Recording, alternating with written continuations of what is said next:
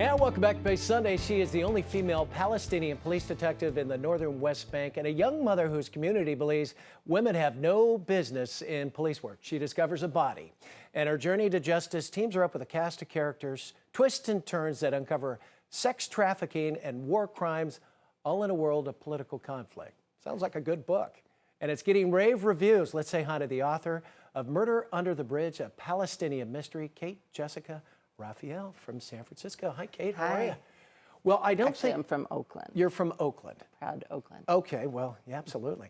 Well, it's not by accident the book is based in the West Bank, right? No, it's not. You by spent a lot of accident time at there, all. right? Yeah, I spent about 18 months there over a period of 3 years, and I was doing human rights work, and so the issue and the place is very important to me, and it seemed like the perfect setting for my first mystery. And you spent a little time in jail in Israel as well, right? I did. I was arrested because of my human rights work in Palestine by the Israeli military, and they said I was in a closed military zone, which basically means anywhere they don't want you to be. And so, yeah, I was in prison. I was actually arrested twice, and 2 years in a row, right around New Year's, both times, and I was in jail for about 6 weeks. But some of the book spawned from your time behind bars, right? Some of it did, and especially a lot of the stories that the central mystery involves a foreign worker who has been trafficked from Uzbekistan.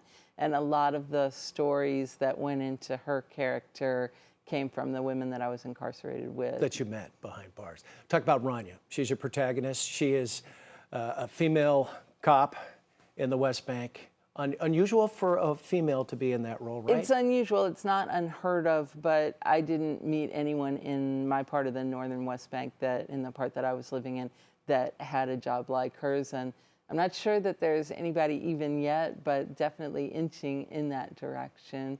You know, but women do have all kinds of crazy jobs, so I don't want to give the impression that they don't, but there's definitely some culture clash between women who have non-traditional jobs and women who are teachers or nurses, just like here. And is there a little bit of you in that character? In Rania, I mean, there's an American peace activist who's in the book, Chloe. who's sort of her sidekick, who's probably a little more like me, although I say that she's nothing like me because people seem to find her quite obnoxious. but for sure, I mean, I'm the author, right? And so I think that Rania was inspired by a lot of women that I met in Palestine, but for sure, I'm attracted to people who have some qualities that I have in common. Now, the murder victim is not a Palestinian woman or an Israeli woman. It's an outsider. How come? Do you think the book how you handled that would have been a little bit different? Yeah, I was trying to think about it, and I felt like, well, if it were a Palestinian who was killed, then there wouldn't be necessarily on Palestinian land. I couldn't necessarily think of reasons why the Israeli forces would be involved in the way that I wanted them to be.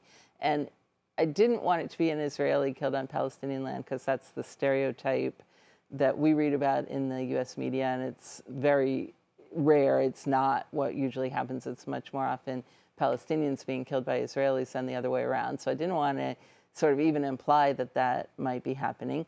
And so I thought, well, maybe it would be a foreigner, but I didn't want it to be a peace activist because that was a little too close to home. Yeah, a little too close to home. How much fun was it writing the book? And it's page turner. People love it. I mean, did you just sit down and crank it out, or was it monotonous, take a long time? What was that like? Well, I used the novel in a month method, the NaNoWriMo approach that Chris Beatty pioneered.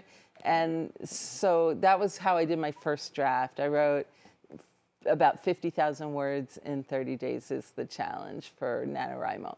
So that was a great way to just kind of get the story out. But then I mean, it was a process of, it's been 10 years since I started this book. That's so right. I certainly did not crank it out, although what saves me is that I do have a second one pretty close. Well, I was going to ask you, Rania is a great character. It sounds like she's going to have some more cases to take care of, right? Yeah, well, the second book opens with Rania in a bit of trouble, sort of personally. So it takes her a little while to find her way into a case. But yeah, the second book sort of picks up where this one left off, especially politically, with the election of the Hamas government and some of the turmoil, and Arafat recently dead, and some of the turmoil that that created in Palestinian society. Okay, well, the book just came out last month. It's getting great reviews. We wish you all the best. Thanks for coming in. Thanks so much for having me. Nice to meet you, Kate. If you'd like more information about the book, Murder Under the Bridge, check out Amazon, or you can go to Kate's website, katejessicaraphael.wordpress.com.